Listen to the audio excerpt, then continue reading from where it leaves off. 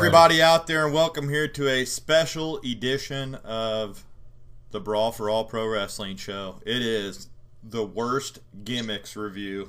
We're going to go through and discuss the worst gimmicks from WCW and WWF, and if Jeff can think of any like that from any other organization, WWF/WWE, and if Peanut, Jeff, who is on here as well, can name another one from another organization while we're at the end, then we'll talk about them too. So I'm thinking. All right. Well, how you guys doing, by the way? Pretty good. All right. Good, So, yes. Are you guys ready to get started on this then? Absolutely. I'm ready. This should be funny. So we're going to start out with 10 WCW guys that had horrible gimmicks. We're going to read. I'm going to go through the encyclopedia here, the WWE encyclopedia that I got. That's I don't know, 2011, 2012, but it's got everybody in there. So we're going to read their bio and then go from there. So here we go. Who we starting out with? All right, we're starting out with it'll be Dustin Rhodes' short-lived gimmick from WCW called Seven. Ooh, 7. Oh, That was bad, but let me tell you, they didn't really make it to TV with 7.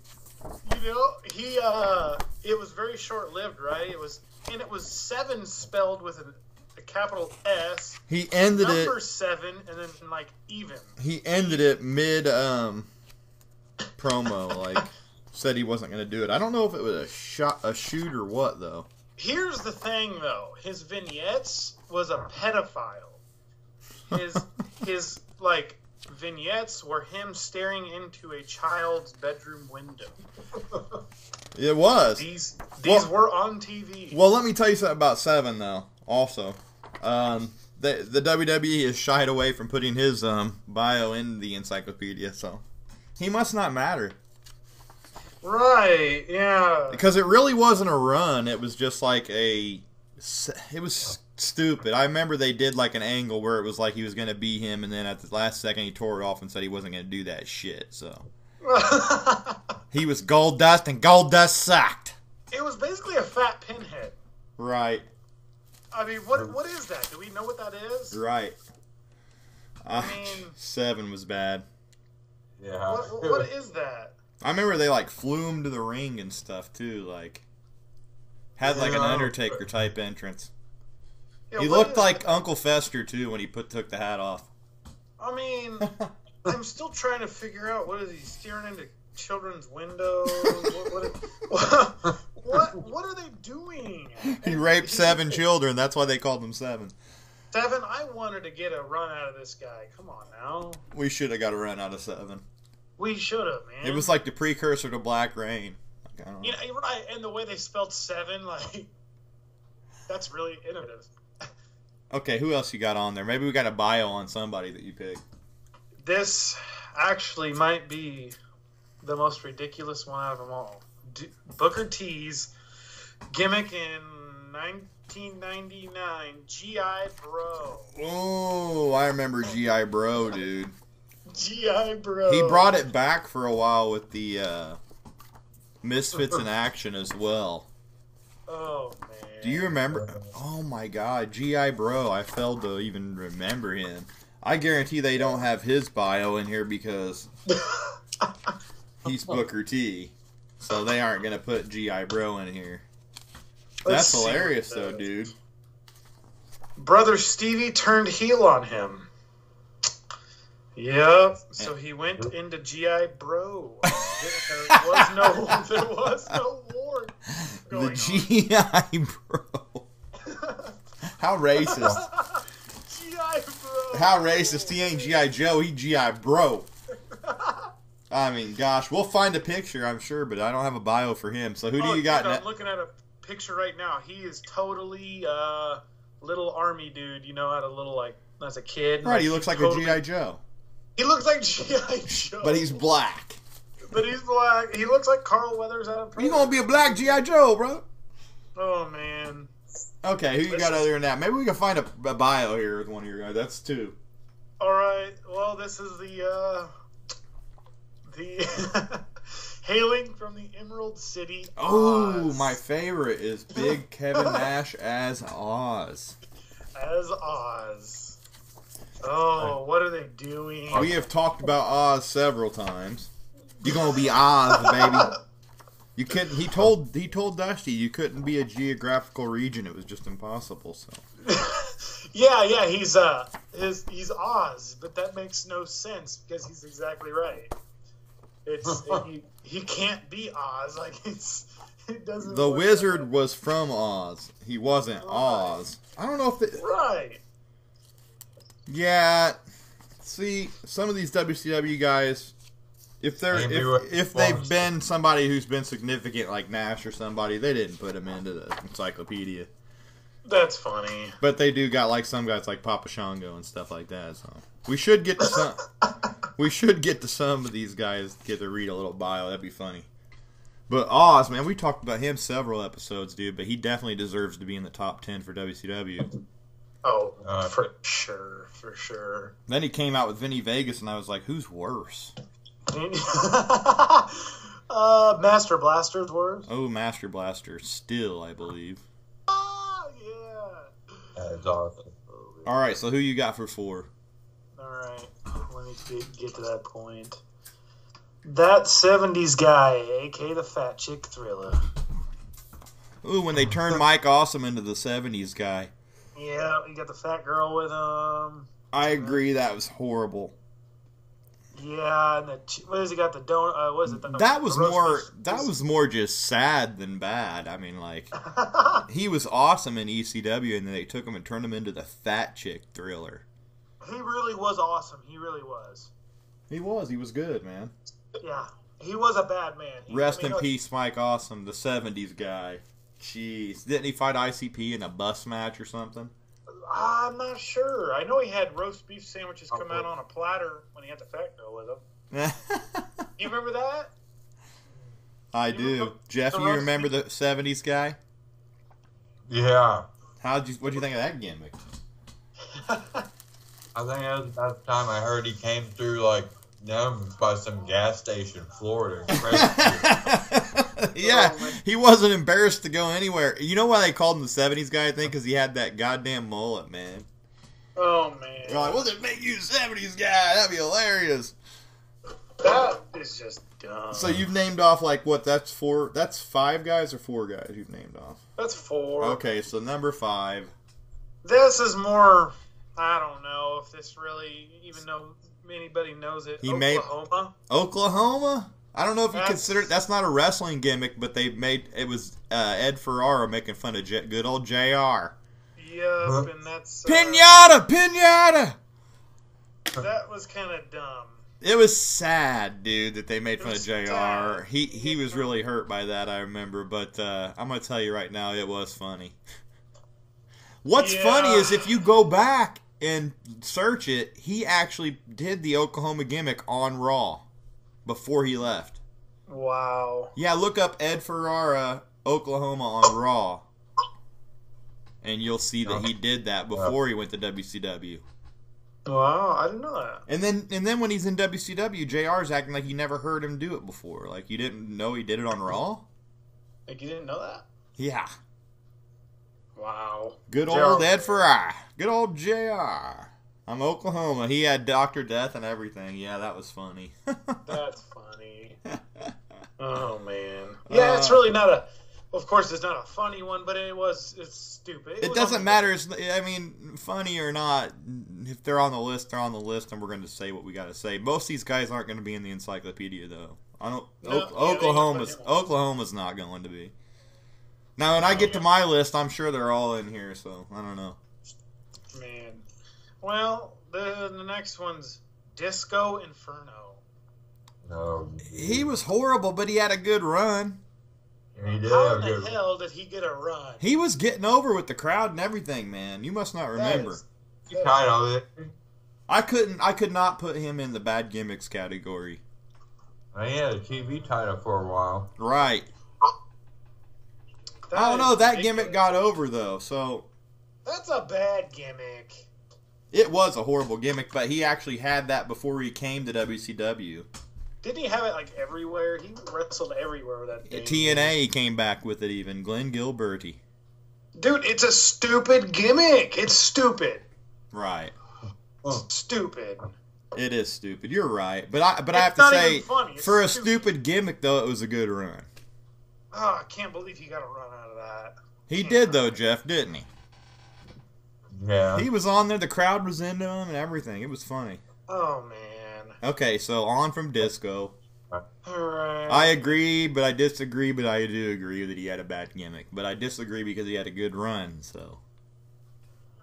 The Shockmaster. Ooh, Shockmaster has to go on there. You're gonna be the Shockmaster, baby. You're gonna shock the world, baby. What is he wearing? A Stormtrooper helmet painted? That was another Dusty idea, was the Shockmaster. He had a Stormtrooper helmet painted up with glitter on it. Oh my. The Shockmaster. One of the worst gimmicks ever. I don't know if he was supposed to be like a badass or what at first, and then when he stumped and fell, then they like just made him a clumsy guy gimmick. What the hell is he? He was supposed to be the he was gonna shock the world. Shock the world with the ridiculous dumb gimmick. Davey Boy's like, he fell flat on his ass. Oh He my fell God. flat on his ass. He fell flat on his ass. Oh man. One of the greatest moments in WCW history. Just Shockmaster. YouTube it, people. Yeah, we'll have a picture of it. So, we on number 7 for you say? Yeah. We all know the Yeti. Ooh, came out and dry humped Hogan. Hold on, first of all, let me just make sure they don't have a Shockmaster bio in here, because you never know. Ooh, I just seen one that really needs to be mentioned. Oh yeah. There's plenty. There's plenty to go around. Okay. Who did you just say, though? The Who's Yeti. Shockmaster? The Yeti. Oh, the Yeti. Yeah, Yeti. It was Big Ryan, what was his name? Ron Reese. Oh, let me look. It was Ron Reese playing the Yeti. He came out, he was like a giant mummy. Yeah, Ron Studd. Yep, trained with Big John Studd. He was huge. Oh man. Ron Reese. He ended up in Raven's flock as Reese. Yep, Reese. Well, at least he didn't have to show his face with this gimmick, because he would never have gotten. It really didn't have a run. I think he was just a member of Dungeon of Doom, pretty much. And how did that get on TV in 1995? I don't know. I don't even remember him having a real run with it. How did that make it on TV? It was on a pay-per-view. He came out and dry humped Hogan, remember? How did Hogan approve that, you know? I don't know. He did dry hump him, though. Oh, man. Dude, these are bad. Okay, who's next? Okay, this is going to be good. You got like 3 more left. This one is good. Robocop. Robocop.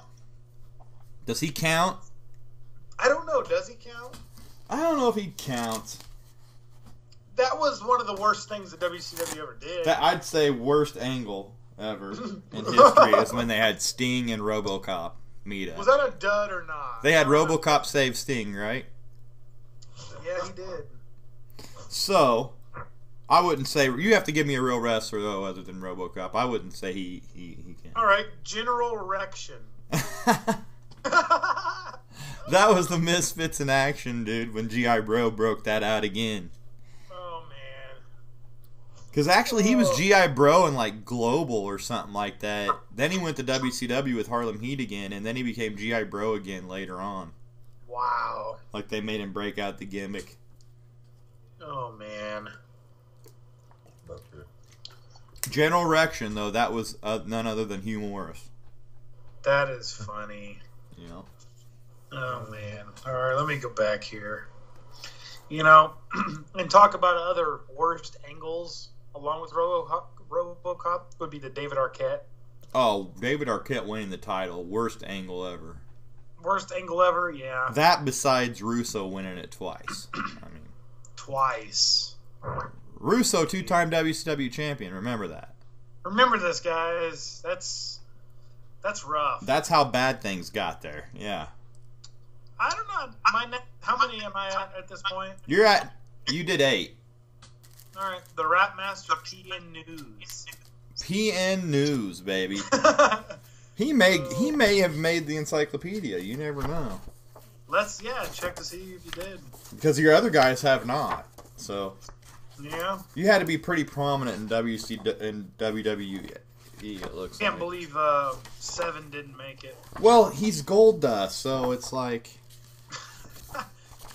they couldn't really mention 7. Can't believe that. PN News, man. I remember him. Go daddy, yo, or something like that. Oh man, that's rough. Nope, they don't have him in here, man.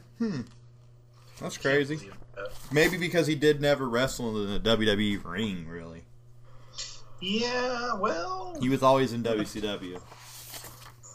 But yet they do have a few guys in here that were in WCW, so I don't know. It's weird. All my guys I know are in this, so. Right. Oh my gosh, 7. That's rough. What are these supposed to be? A pinhead? What is that? 7's up there with one of the worst too. I mean, he did look like Pinhead. He did. Yeah, he did. I had some terrible ones. All right, I got another one, guys. Okay. The Kiss Demon. Ooh, he was bad, man. Oh, that's good. Dude, I don't even remember who that was, but man, if you got stuck with the Kiss Demon gimmick, God, they'd bring him up if I remember out of like some casket with spikes like off of it and stuff. Like it was weird. I'm trying to find out who's the guy that played him. It was some jabroni that we don't really know, but he was a decent enough wrestler to not be stuck with Kiss Demon. Kiss Demon. Oh, dang. All right. And then he was actually just the Demon for a while. Wow. I got a good tag team for you guys. He actually was in the carnival, that Dark Carnival with Muda and the ICP and Vampiro. Really? Yeah. Okay, I got 2 for you. We might go past 10 on this. All right, just give me the last 2. Arachnaman. Ooh, Arachnaman was one of the most hilarious of all time.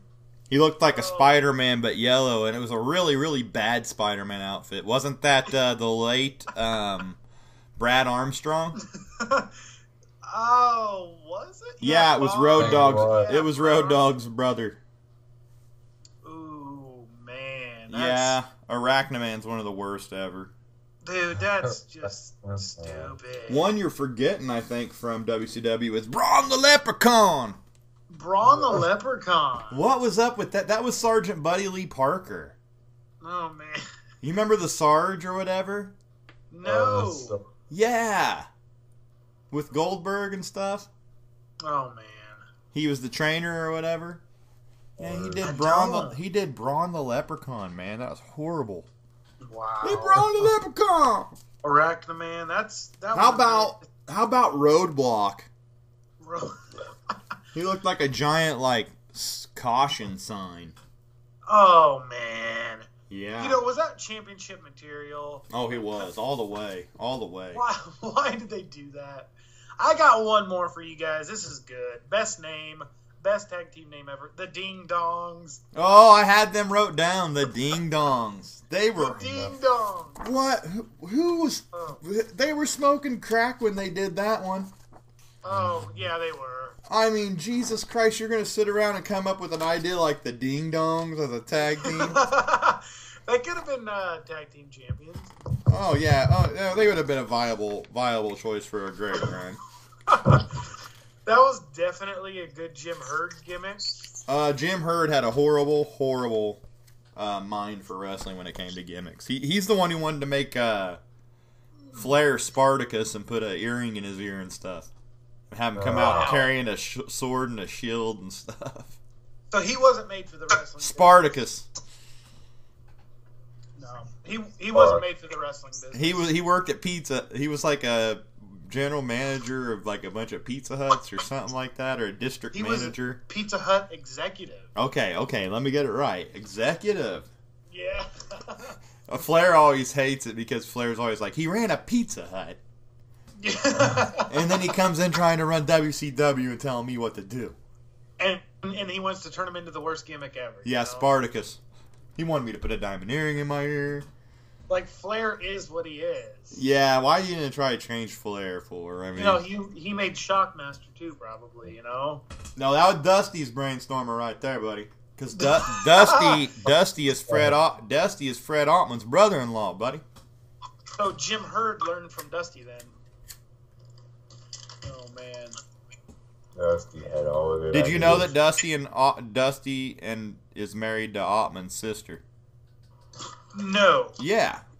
So Cody Rhodes' uncle is Shockmaster. That's Uncle Fred. That's Uncle.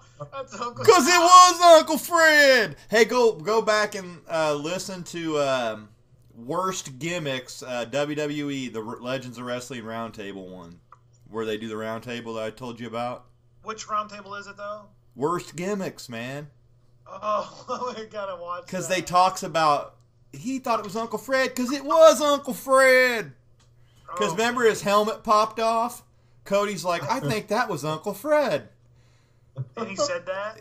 And Dusty's like, he said that because it was Uncle Fred. Oh man. Yeah. Cody was watching it live when the helmet popped when Shockmaster fell. Did he really think that helmet was going to stay on? No, he didn't mean to fall. Somebody put a board at the bottom of the set there that wasn't there earlier, and Ottman came through not knowing and just busted his ass, dude. It wasn't meant to, that wasn't meant to happen. No.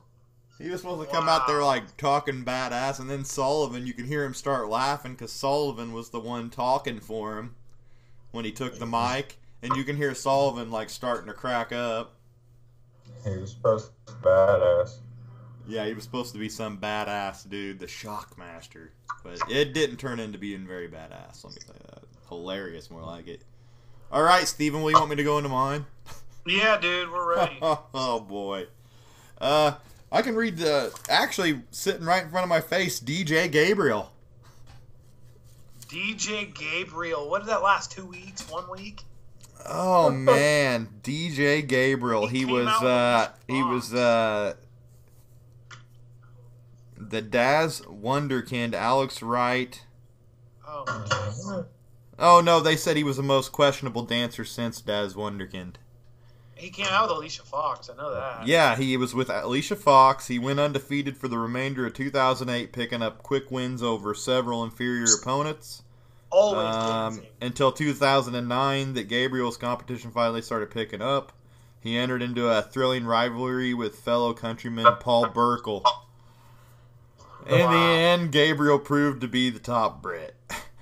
That is... I forgot how he always was... He suffered his first loss to Mark Henry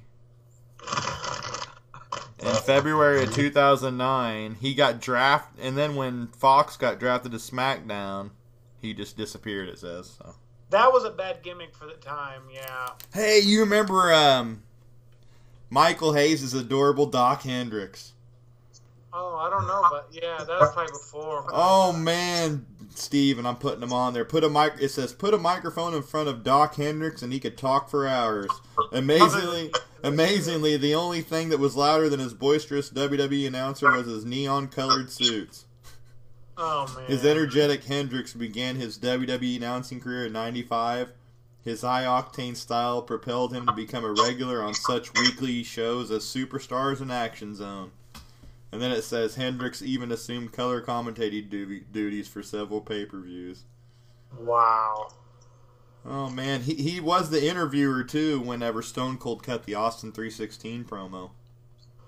Yeah, that is true. He was the guy holding the microphone. Yep, and he was the main interview. That was when he was adorable Doc Hendricks. Oh, he said he hated the gimmick. He said he hated it. But those guys weren't even on my list, but I had to mention them because they're right in front of my face. I have the Goon. No reaction on the Goon. The Goon. No. Dude, he was he was a hockey player, Steven. I kind of remember it in a Royal Rumble, I think. Now. Okay, you're gonna have to go back and watch this guy, because let me try to find his bio here. The Goon. Wow. Here he is, man. He extended stays in the penalty box for slashing and high sticking, deemed the Goon too rough for the sport of hockey. After getting kicked off every team he played for, he finally took his brutal style of competition one place that welcomed roughhousing in the WWE. Wow. He was clad in a complete hockey uniform, including skate-like boots that tapered off into skates. He used hockey-style checks to put his opponents on ice. At WrestleMania X7, he competed in the biggest match of his career when he participated in the Gimmick Battle Royal. Oh boy. Jeez. He was also part of another Battle Royal in Raw's 15th anniversary special. The Goon, man. The Goon. A.K.A. Wild Bill Irwin.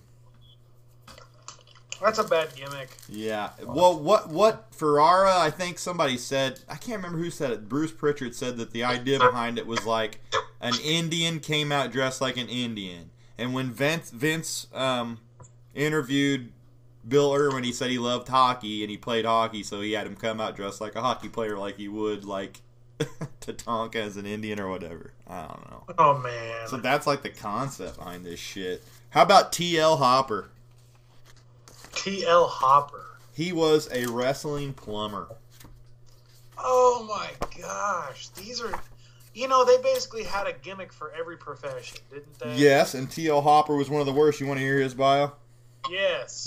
This plumber turned performer first appeared in the World Wrestling Entertainment in '96. His appearances in the ring were heralded by sound of flushing toilet. He never strayed far from Betsy, his beloved plunger. During his tenure with WWE, he battled the likes of the Stalker, Aldo Montoya, the Bushwhackers, Mark Marrow, and the Godwins. He was also involved in a match where they teamed him up with Billy Gunn to face Bart and Freddie Joe Floyd after the Smoking Guns' tumultuous split. After less than a year competing in WWE, T.L. Hopper left the company to return to his former profession. Wow. His previous gimmick was the Dirty White Boy. So look it up. The Dirty White Boy. Look up T.L. Hopper and see his real name. Can you, Steven? T.L. Hopper. Let's do it. Dude, he's one of the worst. We will have pictures up for every one of these guys too. So that is funny. I'm just going to go with those two that I read as part of my list because this could take a while. Pictures of this guy. That's rough. Oh, man. Tony Anthony, the Dirty White Boy. So his name's Anthony. Real name, Anthony. Yeah, what it is. He's from Knoxville, Tennessee. He's 54 years old. Did he wrestle as the Dirty White Boy or something? Dude, he wrestled as Dirty White Boy, American Eagle 2, Grappler number 2, Mighty Yankee, the Invader. How bad's that gimmick, man? Oh, Uncle Cletus. Oh, yeah, he was Uncle Cletus. I forgot about that for the Godwins. Oh, my gosh. Okay, well, we're going to go on from there to the Red Rooster. The Red Rooster. What's that stupid? He's got to be in there. He's at number 5 for me. Oh, man. I wonder if... I'm pretty sure they probably have a bio of the Red Rooster. But Red Rooster. If they do, we have to... If they do, we've got to read it. Who's Terry Taylor? Oh, gosh. Red Rooster. Dr. Feelgood. Oh, it looks like they left old Cock-a-doodle-doo boy out of here, man. That's kind of funny. That's kind of funny to me that they didn't put him in here. That's for the best. Red Rooster. Maybe he's the Red Rooster. The Red Rooster. He might be under the Red Rooster, because I can't believe they wouldn't put him in here. I mean, he was also Dr. Feelgood. Dr. Feelgood. Are you looking him up while we're speaking? Right, yeah. Tailor-made man. Oh, I remember his tailor-made man gimmick. Terrence Taylor. I got a Terry Taylor bio, but not a Red Rooster. You have a scary Terry Taylor? Terry Taylor. Soon Taylor became a member of the Heenan family and was greeted by jeers and fans at every turn. In 1989, he appeared as the Red Rooster.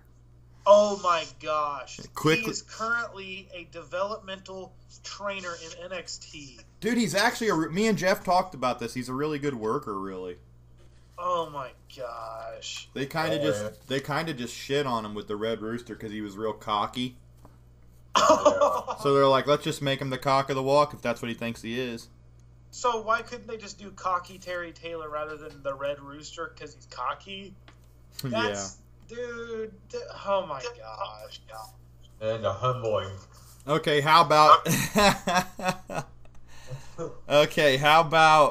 Bastion Booger, a.k.a. Friar Ferguson? Oh, this is terrible. Well, Steven, I told you it was going to be bad. Here's the thing, though. When you're a wrestler, your main goal is to be a top guy. Top guy with the strap. The championship. Right. When you have a gimmick like the Red Rooster or whatever, Repo Man, Bastion Booger, you're not getting to that level. You want to hear close. There is a bio on Bastion Booger. Oh, man. Booger arrived in 94, and he had a unique gift for making those around him physically ill. Bastion Booger's repulsive appearance almost equaled his disgusting behavior toward his opponents and fans. Vince McMahon once said, Bastion Booger is the only person I know who refers to his nose as a snack dispenser. One night, Bastion Booger grabbed an ice cream cone from a young kid in the crowd, turned to the boy, and shoved the entire tasty treat in his mouth. As the boy cried in front of a capacity crowd, the revolting blob laughed all the way to the ring. It says Booger had a short-lived alliance with Bam Bam, which dissolved on an episode of Monday Night Raw as he planted a passionate kiss on Bigelow's valet, Luna Vachon. It said in early 95, Booger left WWE to return to parts unknown. Though some thought he would be dormant forever, he shocked the world when he arrived at the 15th anniversary show over a decade after his last sickening appearance. Wow. Bastion Booger. He's just a gross dude. But then he had two gimmicks at the time, though. He had Friar Ferguson, too. And what do you know? He died of a heart attack. Yeah, he did die recently. Oh, gosh. I mean, he was 400 pounds. I mean, come on. I'm pretty sure. They have a Friar Ferguson bio. Wow. It's real short. Unlike most men of the cloth, Friar Ferguson enjoyed inflicting pain on people. He loved it so much, in fact, that he oftentimes broke out in a dance whenever he felled an opponent. His love for brutality wasn't the only characteristic that set him apart from his fellow religious servants. Unlike most friars, Ferguson completely ignored his view of poverty, spending staggering amounts of money at the buffet line. At nearly 400 pounds, he was one of the largest superstars of his time. After only a few weeks, Ferguson disappeared from WWE, presumably to return to a life of preaching the good word. So, no, he didn't. He returned to become Bastion Booger. Wow. So you never seen Friar Ferguson? That's funny. So, Steven, you never seen Friar Ferguson? No, but I do remember Bastion Booger a little bit. Okay, you got to see Friar Ferguson. He was a friar, like Friar Tuck off of Robin Hood with the big hood and everything. Wow. Okay, Duke the Dumpster Droese. Duke the Dumpster Droese. He was a wrestling trash man. Wow. These gimmicks are so bad, I'm like, they're sucking the life out of me, I think. Yeah. These are bad. Yeah, I mean, they had The Who. You remember The Who? No, I don't. Yeah, The Who was Jim the Anvil Neidhart dressed up in a bunch of yellow and stuff. I don't know. He had a mask on. And Wow. Neidhart really wasn't even that good. No, he wasn't, and putting The Who on him didn't help. Well, at least his face was covered up. Mr. America. Mr. America.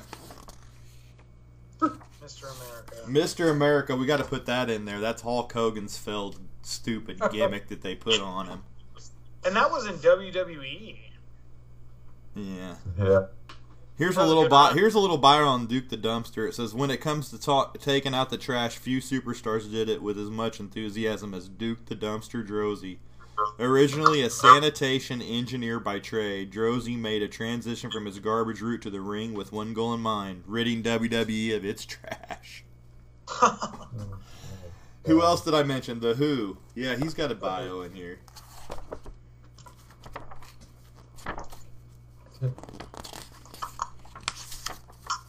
Mr. America, I wonder if he's got a bio. Oh man, probably does. He probably does. The Who. The Who. We've got to read Who. Who in the hell is that? Who? More than 50 years after Abbott and Costello famously wondered who was on first base, the mysterious athlete finally fled the baseball diamond in favor of a career in sports entertainment. Known simply as The Who, the masked superstar began his brief and befuddling WWE career in '96. With his anvil-shaped chest and impressive wrestling acumen, he immediately struck fear into the WWE locker room. That's hilarious because he was Jim the Anvil Neidhart. How about Waylon Mercy, a bad gimmick that didn't work, that would have worked if he would have been all right? Waylon Mercy. Yeah. He looked a lot like Bray Wyatt, a man of few words but a variety of violent actions. Waylon Mercy came to the WWE in '95. He claimed to be a peaceful person and a friend to all mankind. During his slow walk to the ring, he shook hands with fans, ring announcers, referees, and opponents alike with an eerily calm demeanor. His interviews sent chills down people's spines as he stated, "Lives are going to be in Waylon Mercy's hands." Wow. You remember Waylon Mercy? He looks like Bray Wyatt. No. Just like him. Well, we'll put him on there. I think I only got like one more guy to name, man. I mean, and then we can call it if you guys want. Yeah, man. Sounds good to me. Well, yeah, because like you said, I mean, it's so bad that, I mean, it is entertainment visiting these guys, though. And for some people, you know, never heard of these gimmicks, they can go back and check them out, too. So. There's a reason. My final horrible gimmick, and then we can, like, shout out some honorable mentions that we don't have to really talk about in depth, if you want, is Mantar. Mantar! Man, he was... That might be one of the worst gimmicks ever. Mantar is widely considered one of the most unorthodox competitors in WWE history. With his life-size bull carcass costume and animalistic characteristics, the mighty superstar was impossible to control, even by his own manager, Jim Cornette. Oh, dude. Even Jim Cornette was like, this is a good idea. Ooh, Man Mountain Rock's on this page. A former All-American wrestler, Man Mountain Rock ripped into the WWE in '95. Man Mountain Rock played a 6-string electric guitar before bouts and rocked the crowd with his hard licks and opponents with his mix of power and surprising agility. Oh, wow. He's got some ability, all right, man. He's Mantar. Just some ones off the top of my head, too. I mean, you remember original Farouk with that helmet? Yeah. Farouk Assad. How about Glacier? Yeah. Glacier, Wrath. Wrath and Mortis were bad. What was the other one? Crush. Crush was horrible. Right. Which Crush? Earthquake. Crush was horrible as Wrath. You mean? Yeah, there was. No, that was Adam Bomb. Adam Bomb. Which Adam Bomb himself was pretty bad. Adam Bomb, that was a pretty bad gimmick. We're putting a picture of him up. His name was literally Adam Bomb. And then we've got to, because they're inducting him into the Hall of Fame, mention the Sultan. The Sultan. Yeah. Oh, let's not forget Dr. Isaac Yankem. Yep. No. Good old Kane. Oh, man. Yeah. And final word for me is the gobbledygooker. And last but not least, Kerwin White. Kerwin White. Chavo Guerrero's failed gimmick as Kerwin White, because Eddie Kerwin died like a month after he started Kerwin White. It's something for you to think about, Steven. Wow, I don't remember Kerwin White. Yeah. Well, you soon will know who he is. Trust me. And it wasn't even that long ago. Well, guys, that was kind of a little fun special episode we did there, the worst gimmicks. We might revisit this sometime too, and yeah, I think it sucked the life out of all three of us. yeah, I mean, hey, I thought it was an entertaining episode though. You're gonna go back and listen to it and be glad we did it. So I'm gonna be putting it up, but I want to thank everybody for listening. If you liked what you heard, make sure you sub or like us, and questions, comments on what you heard, and we'll get back to you. Guys, I'm going to say peace out. Thanks for listening. Yep, see you guys. Peace. One word for this show. Oh. Damn. Damn. Thanks, guys. Till next time. Peace. Peace.